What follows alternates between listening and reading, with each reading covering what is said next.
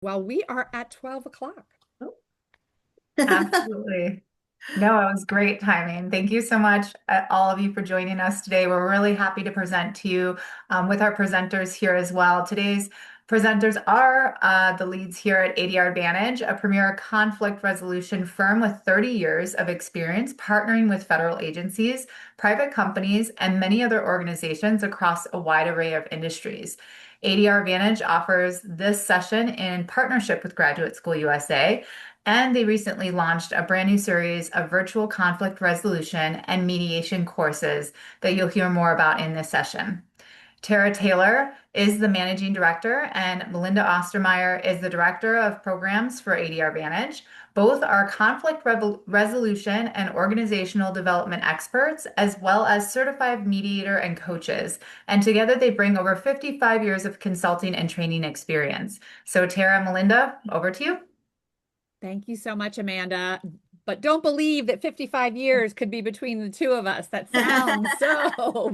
Yeah, Yeah, yeah. sad but My true. my Yep. age wrinkles are cringing at that count of years. So, Good. Thank you for yeah. that art, whoever that is. Thank you. Thank you. Yes, yes. All right. Well, welcome. If you again are just joining us, feel free to drop the name of your organization into the chat, or if you'd prefer, you can just tell us what sector or industry you're in. Helps Melinda and I know a little bit about who's in the room. I already see Andrew asking us a quick question.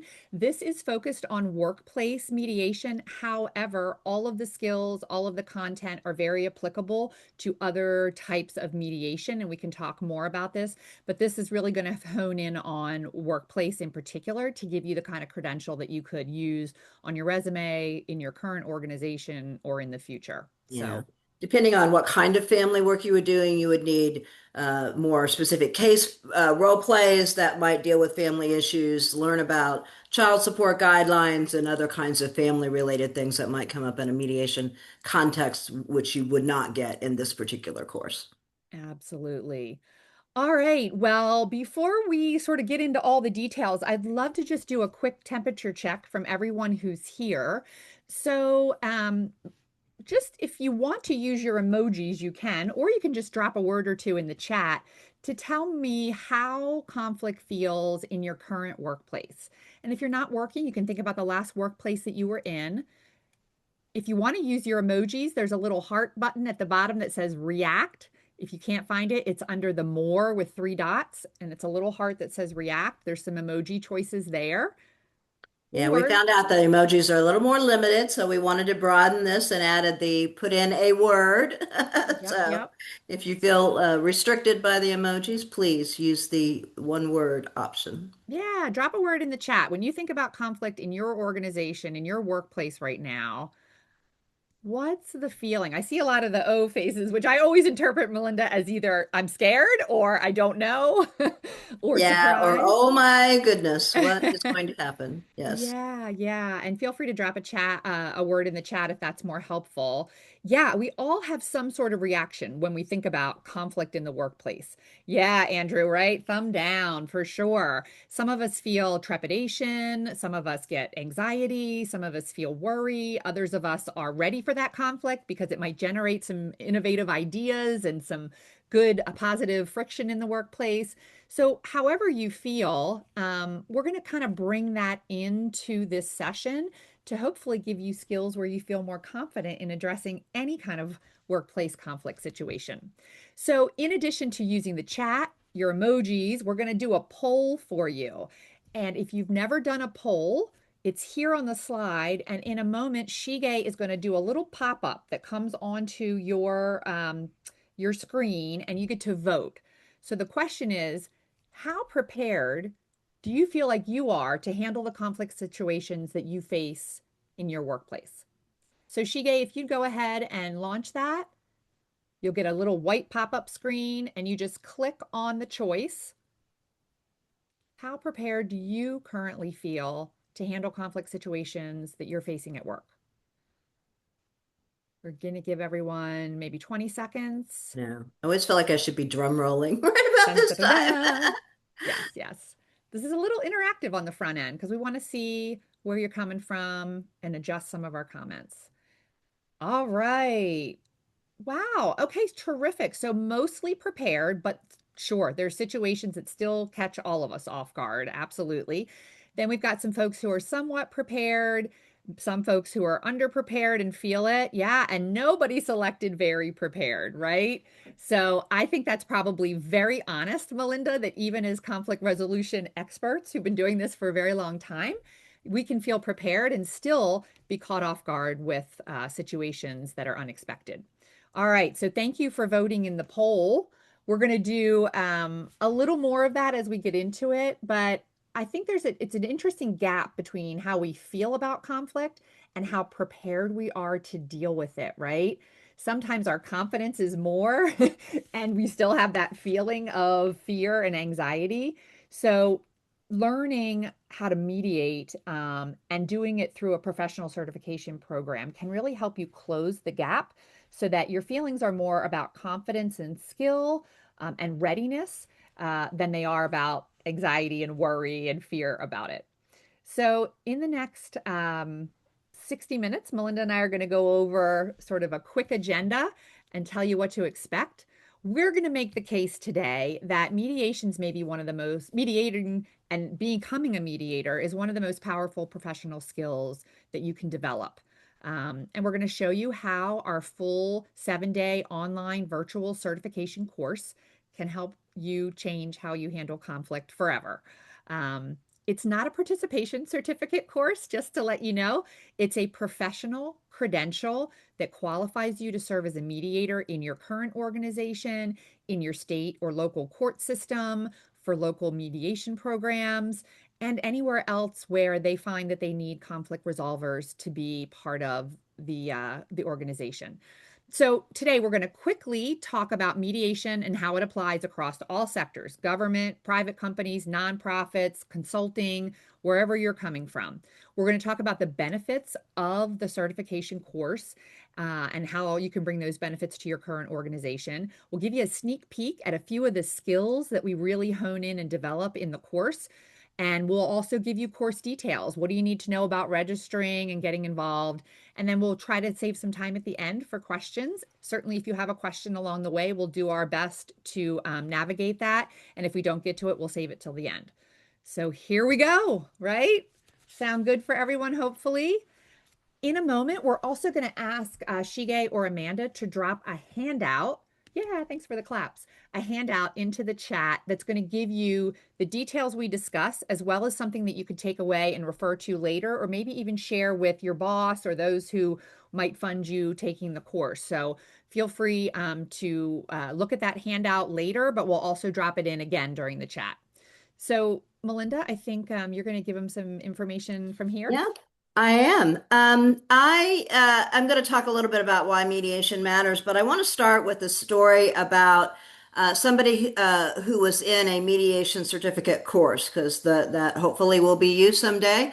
I've done a lot of training, and when you do this training, you will get a lot of personal one-on-one feedback from people who have been mediators for a long time and who are coaches and who will be honest with you about how you're doing and where your strengths are and where you might want to continue to develop. So one guy, Wallace, I gave some feedback to about feeling somewhat detached from the parties and so forth, and that he really needed to try to work on that in terms of being engaged and listening for the moment and really trying to not think about what you're going to say, but what people are really trying to get you to hear.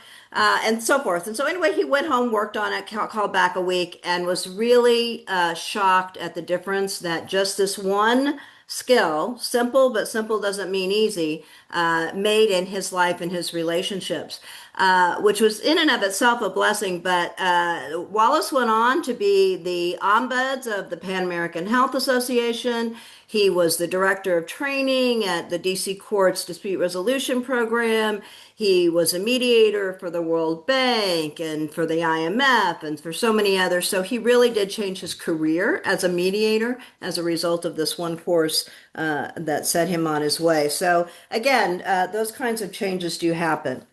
I'm going to roll into the cost of conflict, right? Which is a lot of this we know. A lot of conflict is spent on people dealing with things. Managers spend about 40% of their time, but a lot of them, maybe even half of them, don't feel prepared to handle it.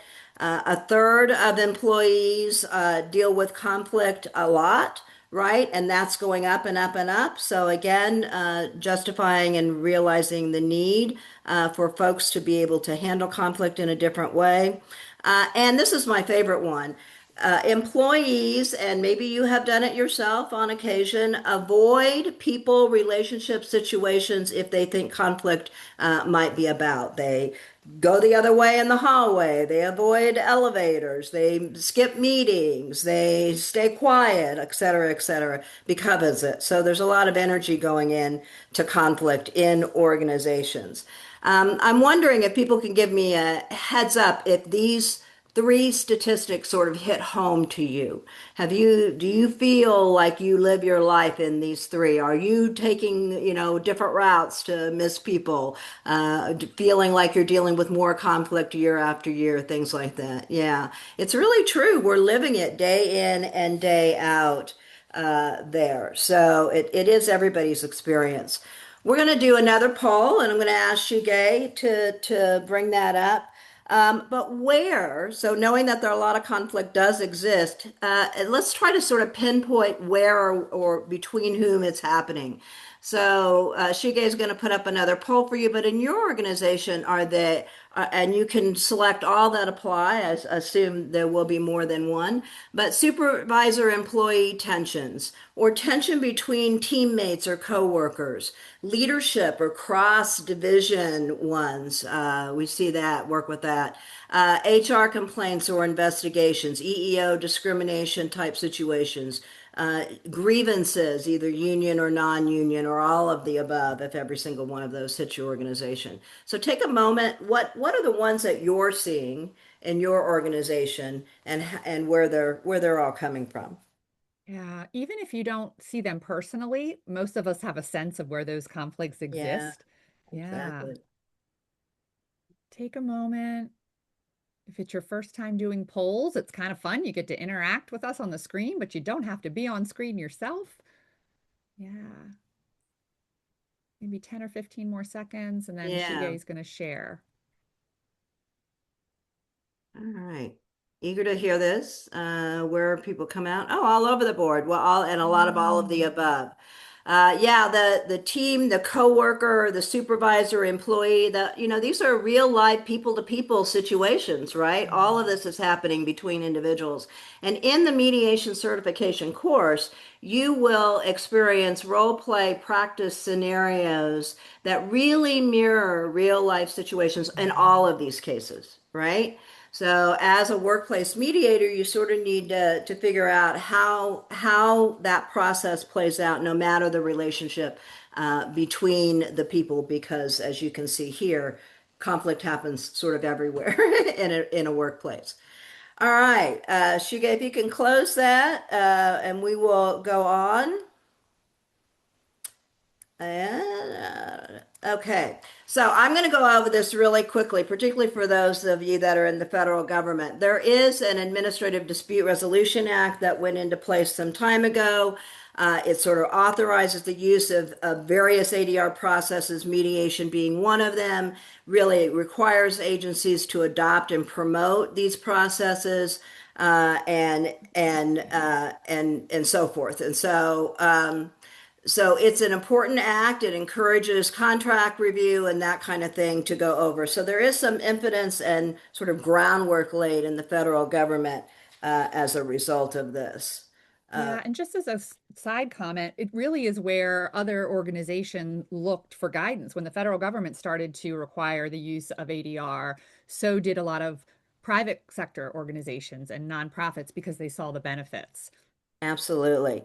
I want to, before I turn it over to you, Tara, just define this word mediation, which as we are defining it, because lots of folks define it differently, is really a structured, voluntary conversation that's guided by a neutral third person, who's the mediator, who helps people in conflict find their own resolution, not a judge, no rulings, the parties really decide. the mediator's not evaluative and or heavy-handed in pushing the parties one way or another, but really empowers them and enables them and helps them to figure out their own way going forward. Um, this act that is up on the screen, as well as Tara said, the sort of cascading among in the private sector, really has internal mediators that are available, people that are sort of go-to when there's conflict to help people and facilitate or mediate these kinds of conversations. And so that's why we throw this up, but want to really sort of hone in on what this process is that you'd be getting a certification for. Yeah. Tara, you want to take us on further into this conversation? Sure. So the federal sector we know is required to promote ADR, as Melinda mentioned, but there are a lot of other reasons that mediation is used or encouraged in organizations across all sectors. And this is where you can really plug in as someone who has these skills. So we know that organizations with strong mediation programs consistently report a few of the same things. They report fewer formal EEO complaints or grievances. They also report shorter time that's required to resolve just day-to-day conflict. They also report lower litigation costs or avoiding litigation at all for employee disputes or supervisor to employee disputes. And then also, out of all of this, they also report higher employee morale and retention that's directly connected to having a mediation program in place. And, particularly when employees need to continue to work together, mediation is what helps them repair or at least reset their working relationship as they go forward, right? It's got this proactive and positive impact on how people collaborate and communicate in the future. So, Can I yes, just put a Melinda, bullet in please. that? I Yeah. ran a court-based mediation program where most folks were in litigation, and their goal was not to continue to have an ongoing relationship. And I think it's one of the key factors that our certification hones in on, that fact of ongoing relationships are more than likely in with the folks that you're working with. And that's a very different dynamic, I think. Yeah. And I would say, there's been quite a lot of change out there in the workforce lately. There's been a lot of layoffs, reorganizations, mission changes, especially in the federal government, but honestly across all sectors. And this is sort of the moment where skill differentiation matters enormously. And a mediation certificate, a credentialed certificate, is really what sets you apart in your job and in your resume. So let's talk a little bit about workplace conflict in general, right? Because the landscape is shifting. Conflict's always been around, and particularly in workplaces where we all spend a lot of our hours of our day. But it's on a rise, a steep rise right now. With the political environment the way it is, shifts in demographics in the workplace, going from hybrid and remote workplaces, or even return to work mandates, AI, all these shifts are causing more conflict, more incidents of conflict, and a greater demand for mediation and dispute resolution. In addition to the fact that the conflict is rising, the capacity to deal with it is starting to decline. The number of qualified and certified ADR professionals, mediators, is declining. And somebody has to fill that gap. So, hint, hint, that is hopefully why you're here, to get the skills that can fill that gap. And just remember, certified professionals who can serve organizations either as in-house mediators for a program or a company or as external mediators for other programs, they're in demand and more critical now than they ever have been. Organizations want employees who have the skills to recognize and more effectively, proactively resolve disputes at the lowest level. So this course really is hopefully a great fit for each of you, whether you want to resolve day-to-day disputes better in your home, in your workplace, if you want to become a formal mediator in your organization, or you want to build your resume for whatever's next for you. This is going to make you a more attractive candidate. So I'd love to offer you some suggestions of where we see mediation being used and share a few of examples just to get your ideas brewing. So let's move to our next slide. ADR Advantage has been around for 30 years, as Amanda said, and we have supported a number of organizations in either setting up their own mediation program or providing them with mediation services through our firm. And I'll share just a few examples. Um, I think a lot of you are from the federal government. So this first one maybe will resonate with you. We support a number of different federal agencies, but one example is TSA, the Transportation Security Administration. They actually have a mediation program where our subcontracted mediators, right? We have a roster of subcontracted mediators, will train TSA employees to be mediators. They'll partner with them in mediating, and we provide external mediation services for employee disputes across TSA. We deal with a lot of different workplace disputes, as we saw on the last slide. And frankly, if we have mediators who understand the culture of the organization, they're often more effective at resolving disputes because they know the lingo, they know what the employees go through. So TSA, along with Air Force and the National Archives and many others, are clients of ours that use mediation. Also, mediators can serve for private organizations. So, for example, we offer mediation services to the U.S. Postal Service. It's used for a number of different interpersonal disputes, employee grievances, and complaints. And it's a really effective program. So, there are a lot of private organizations who use mediators as well. And then lastly, we also see mediators who serve nonprofit organizations or larger membership organizations where mediation is really about helping employees figure out better ways to communicate and collaborate. So whether you're working for the government, not government, private sector, or you're a consultant or who's considering becoming a mediator and adding this to your toolkit, you can see where it exists in a lot of different realms.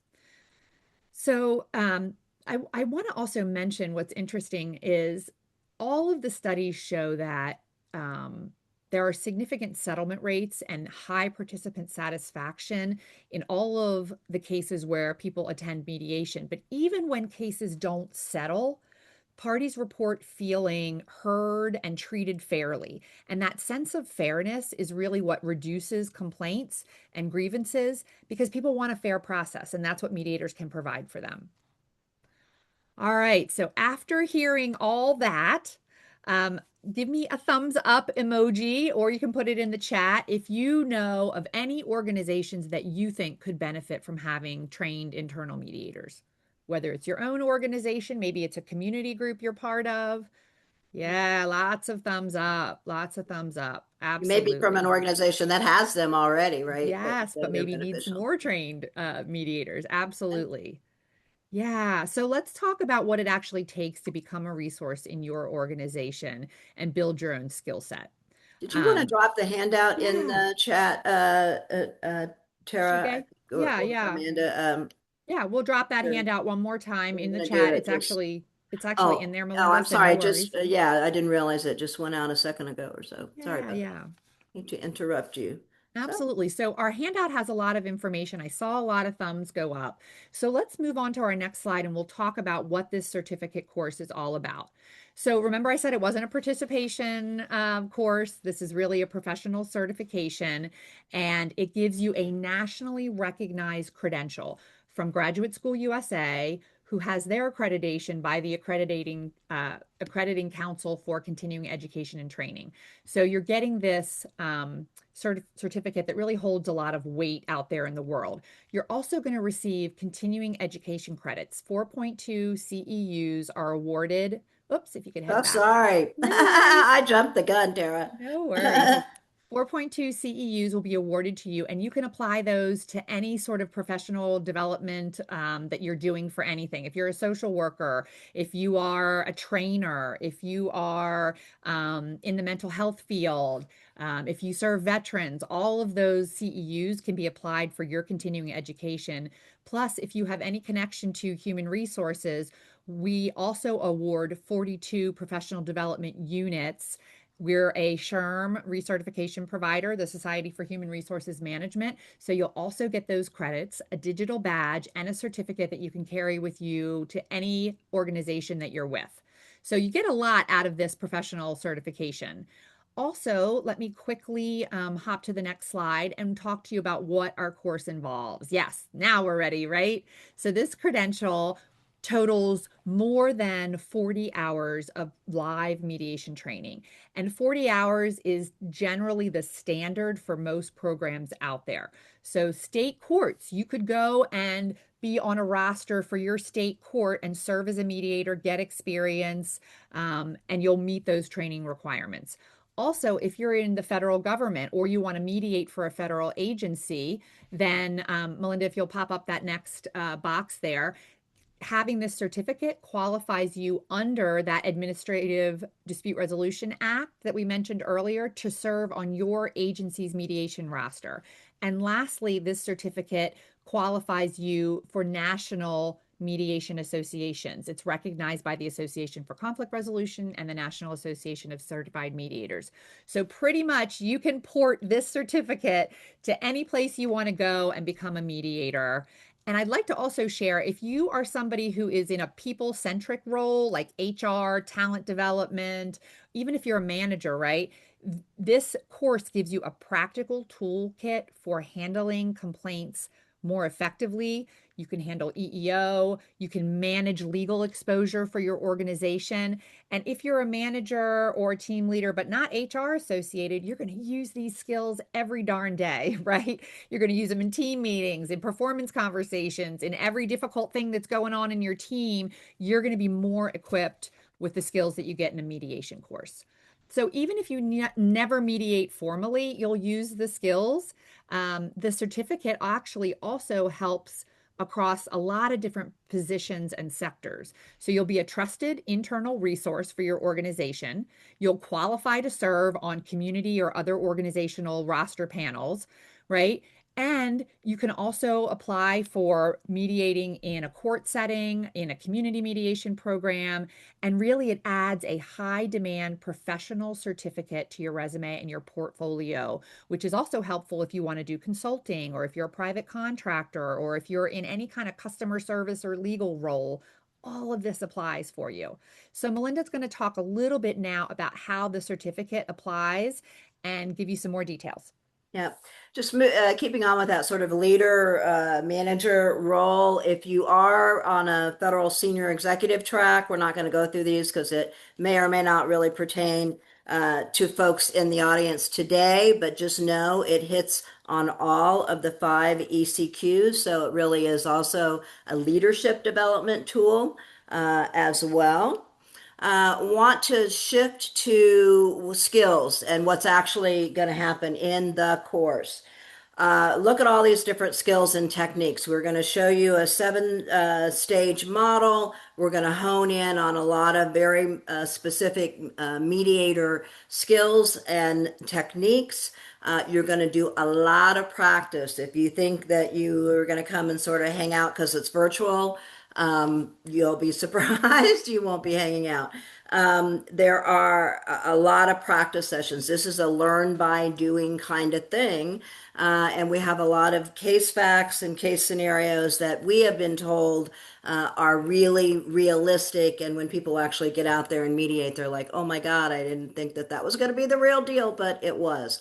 So going to be a lot of that skill-based honing. And as I said, dealing with all different types of workplace situations and conflict situations. So, you're going to be build your own credibility. You're going to be able to use these skills in real time. You are going to be a trusted person. It gets around. And so informally, your colleagues are going to either be coming to you for advice about how they might resolve particular situations, or maybe even ask you to facilitate between. That informal use of this skill is really quite powerful and interesting, as I've heard folks, get this certification and then go back to their workplace. Yeah. We are going to hone in on some of those skills. You will hear us talk in the mediation certificate course a lot about interests, and what positions and interests really are. Positions are usually what people come in with, their stated demand. This is what I want and often a period comes after that, right? And so the skill of the mediator is to find out the why underneath that. Why is that important to you that you get that? What are your underlying needs or concerns around this issue? When you open up the world of interest, open up the world of possibilities of what in our lingo we call option or possible things you might be able to do, in addition to the one demand that the person came in originally with, which was their position. And so this is the training that you're going to go to is very interactive. So it's hard to do that in a webinar. So we'll tell you this is not interactive, but this is our way to try to give you a taste in this sort of controlled environment. So I'm going to read you a scenario in just a moment. And we're going to ask you to figure out what the interest is in this scenario by virtue of a poll. So let me read the scenario first, and then the poll will be up there in just a moment. But the scenario is Taylor and Jordan are both on a project team and have had some recent disagreements. They agreed to go to mediation, and during the mediation, Taylor says, I need Jordan off this project.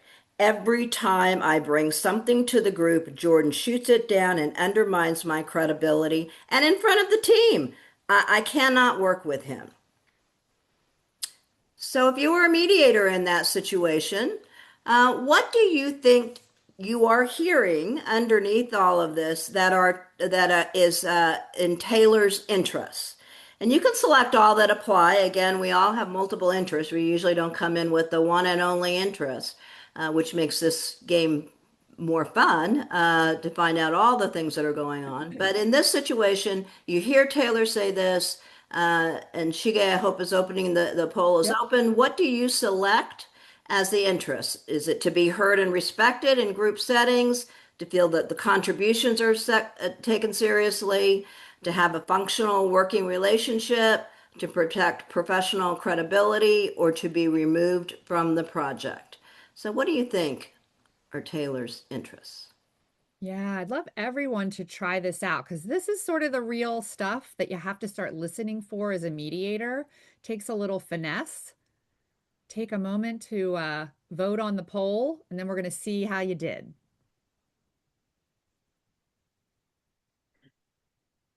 All Quite a spread there. right, there we Yeah. go. This is a great group. We're going to jump immediately to be removed from the project. And we are assuming that you did not choose that because that is could be interpreted, in fact, as a position, not an interest. So that is great. And yes, really, all of these, to be reheard and respected, contributions, functional working relationship, professional credibility, a lot of those are in fact interests. So they all might not be equal interests, which again, then the game gets even more fun, right? All Yeah. interests aren't equal. So you need to help people figure out what's most important out of those things that they've told you are important, which will then give them criteria and guidelines by which to think about possible solutions and to judge whether an agreement is in their interest or not. So, sort of that analytical way of helping people think through this. We're going to shift quickly. Tara is going to do one other interest that we hound on, I guess would be a right word, in our mediation certification course. So, Tara, take it away. Yeah, so positions and interests is definitely something we spend a lot of time on. The other one is a skill called reframing. And some of you may have heard of this, especially if you've taken any sort of conflict resolution training. Melinda, if you'll skip right ahead. Sorry, I thought Yeah, I was dead here. I'm like just I know you're still drinking my on it. water. I appreciate it. So reframing is a very specific mediator skill, and it takes negative or accusatory or very emotionally charged statements and the mediator restates them in a more neutral, interest-based way, right? They're listening for what's under the positions, right? For those interests, what people need, what they find most important. So we're shifting away from blame to what the person actually needs. And we're trying to shift away from the past a little bit more to the future, right? It's a very intricate art form to do restating very well, but it's often the turning point in a lot of mediations and in conflict situations for folks. So I'm going to give you a quick example and then we'll give you a little practice to do. If you just jump back one, Melinda, because the example's not on there. So let me just read out one and you listen for the difference. My supervisor never gives me credit for anything I do. I work twice as hard as everyone else, and it's like I'm invisible. But if you restate that as a mediator, right, there's a lot of heat there, a lot of irritability. You might say something like, it sounds like recognition for your contributions is really important to you, and you're hoping your supervisor has more awareness of what you do, right? We've opened a door for the conversation as a mediator. It's the same message, right? But there's no judgment in there for me as a mediator. And really, instead of closing it down where that hot statement came, right, we've opened it up. All right, so let's go back to the scenario with Jordan and Taylor. And this is a perfect time. Yep, we're going to put up this poll, right? So remember, we just did that statement with Jordan and Taylor before with Melinda. And now Jordan says back, Taylor is loud during meetings. He's completely inconsiderate and has no respect for anyone. So you're sitting in the mediator seat now, and Shige's going to launch a poll with these same options. What do you think is the best reply a mediator could make that reframes that statement into a little bit more productive focus? Read each one, and you got to just pick one.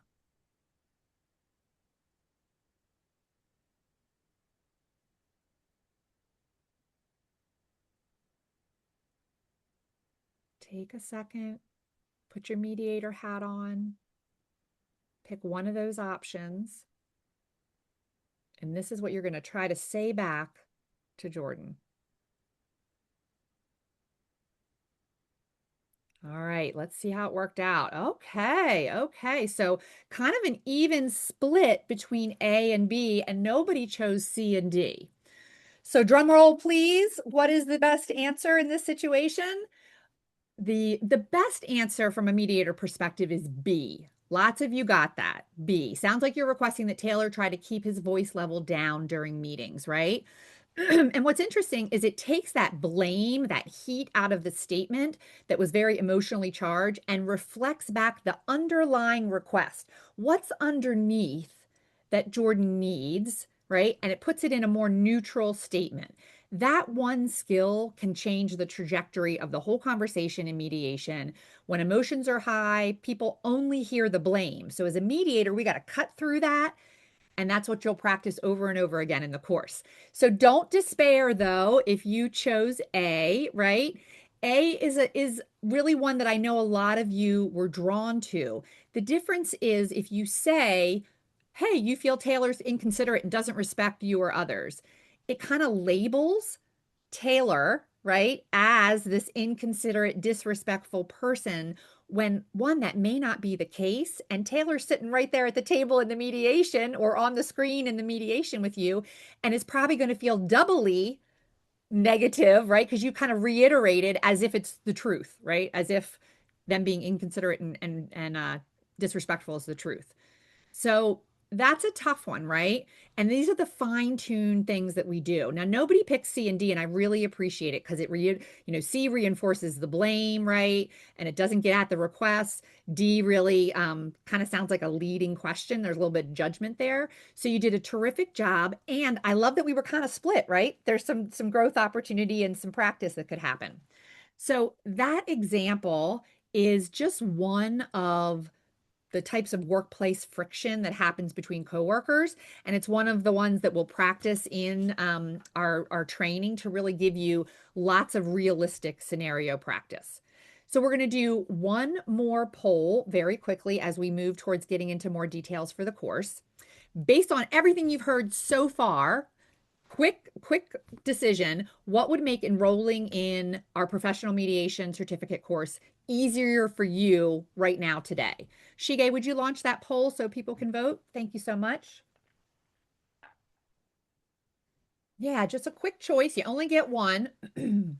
What's the one that would make enrolling in this course easier for you as you think about it right now? Take a quick sec. I've got 28 of you in here. I should see those responses. Absolutely. Give you 5 or 10 more seconds. What would make it easier for you to enroll in this certificate course. Yeah, I'm realizing we have the dates don't work. We should hopefully folks have looked to see what the dates are because we that's Yeah, a yeah. slide coming up. Yeah, yeah. Okay, well, great. So it looks like there's a few things here. Let me start with the training or budget, since that one got the most votes, and dollars are always, important out there. Yeah. We're going to give you all the pricing, all the, and if you've already looked, this is a pretty significant course, right? And it's giving you a certificate that lasts a lifetime. It doesn't expire. But if your organization can't afford the tuition costs right now, many participants wind up splitting it with their organization, or they do self-pay, or they do installment payments. You can also split it up over budget years. So it's something to think about when you're talking to who holds the purse strings in your organization, your training coordinator, your boss, procurement. If you think enough people in your organization would like to get training, we also offer group rates. So happy to talk to you about that. And if you're a federal employee, the FS 182 process for getting training is actually more simple than most people think. And if you reach out to us, we can certainly navigate that through with you. So lots of options. Just if you're with the federal government, a lot of folks, closing in of the fiscal year, and sometimes there's some dollars that need to be spent there. Absolutely. We have courses coming up in the fall and again in the winter, so you could certainly consider spreading that. We have a question from Ashley. Can we use VA benefits to pay for that? That's not one that I have an answer to, but I'm going to let Amanda perhaps answer it in the chat for you. And if not, Ashley, we'll get you an answer to that question. So stay on at the end and I'll make sure I get your email so I can directly answer that for you. I appreciate that some of you aren't ready to register and the schedule may not be available to you. So let's see if we can give you some more information. We can also provide you a lot of information to take to your boss or your training coordinator. And don't forget, you've got that handout that's in the chat. That's a great one to sort of say, look at all I'm going to get from this, to really boost the credentials that you want to have as part of your program. Yes, yes, absolutely. Yes. Those of you who are wanting that answer on VA benefits will get that.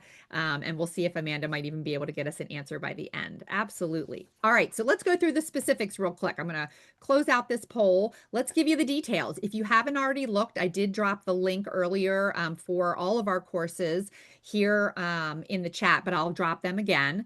So our professional course, our mediation certificate course, again, you get the CEUs and the professional development units for SHRM. You also get it in a format that's much easier than it's been in the past. It used to only be available in person and you had to travel, right? Now it's live instructors, live role play coaches, virtual, online on Zoom. It's 7 days total, but it's spread out over 2 weeks. So the days are usually 9 to 4:30, but it's usually either Monday through Thursday, and the next week it's like Tuesday through Thursday, or maybe it's Tuesday through Friday, or Monday through Wednesday. So there's a lot of different options, but you get a little break in between to let your brain kind of absorb everything. We have 2 cohorts coming up, and there may be one added over the summer.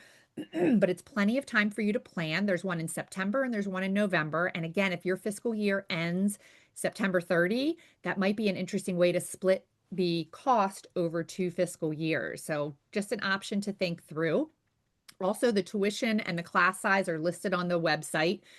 The class size is small. It's intentionally small to be cohort based. You get a lot of hands-on practice and you get one-on-one role play coaching feedback so that you're learning as we go through the days.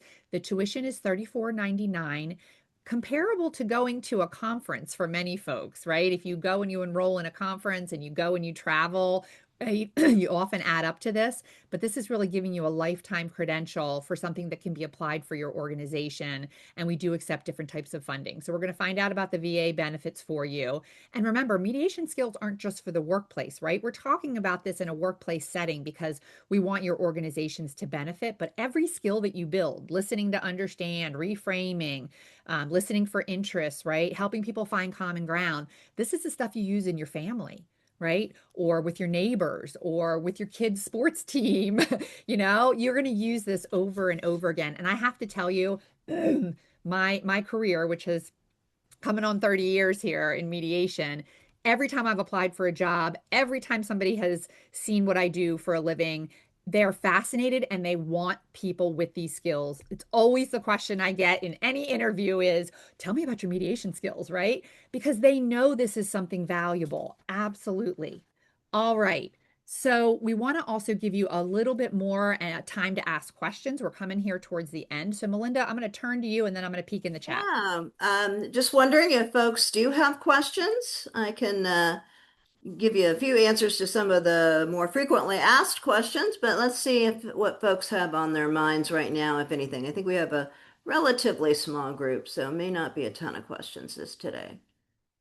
Anybody have anything that they'd like? Amanda is going to try to confirm, but in terms of the approval of the VA benefits, she thinks it's through an FS 182, but she needs to confirm that. So we'll get that out in the email to everybody based on that. What else? Sometimes, yeah, let's see. Oh, drop your email. That's from Tara. I was getting all excited that it was a question. Yeah, yeah. Well, sometimes folks ask about any kind of prerequisites of either mediation training or conflict resolution training or communication skills training or whatever.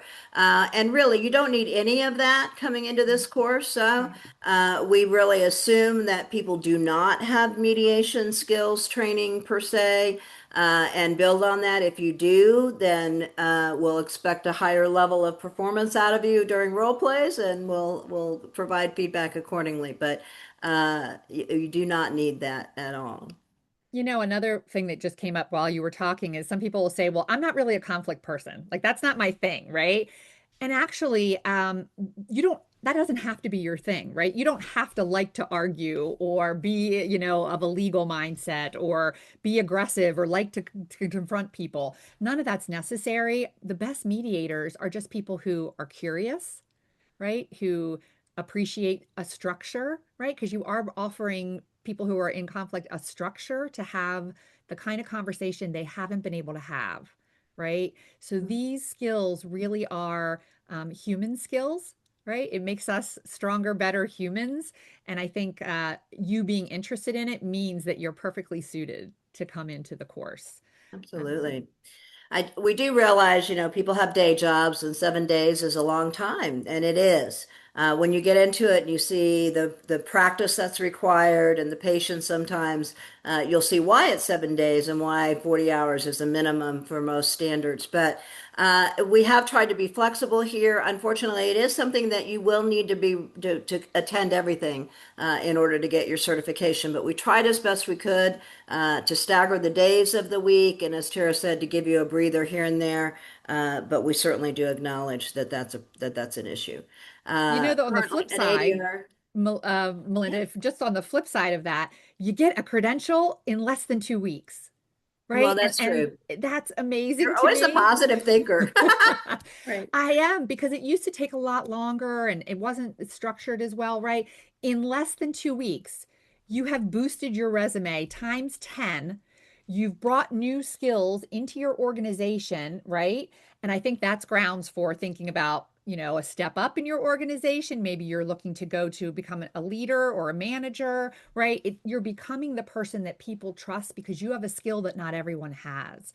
So put that into your thinking cap. It's what really made me go through mediation training. I was like, wow, this is a great way for me to get better at what I do and get skills that most people don't have, right?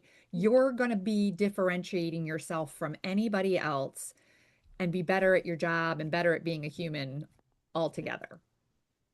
One final thing, then we'll throw some others. Some organizations have said, I want to do this, but I only want my folks to talk about our specific kinds, and we have so many X people. So we do group trainings or tailored certification programs to a particular organization or agency so that you really are only using role play scenarios that are specific to that agency and so forth in a smaller group, if anyone's interested in that. I think I'm going to move on. If you have Yeah. questions that come to mind, go ahead and put those in. But here are some others. If 7 days seems like overwhelming to you, you want to start out a little slower.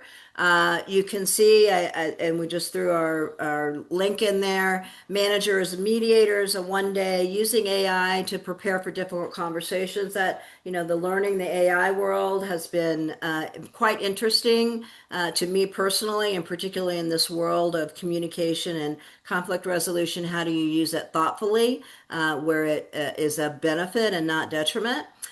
We have a 2 day, The Art of Productive Disagreement, which is really for sort of one-on-one conflict if you're involved in that, not necessarily as a third outside of the conflict situation. And leading work groups that work. So if you, lots of in our matrix organization world, cross divisional work groups and different kinds of groups, if you're leading any of those, there's a way to do that more effectively and efficiently. And we'll talk with you within that certification program as well. Yeah, absolutely. There's a couple of questions in the chat we can grab really Yeah, quickly. I please think it's do.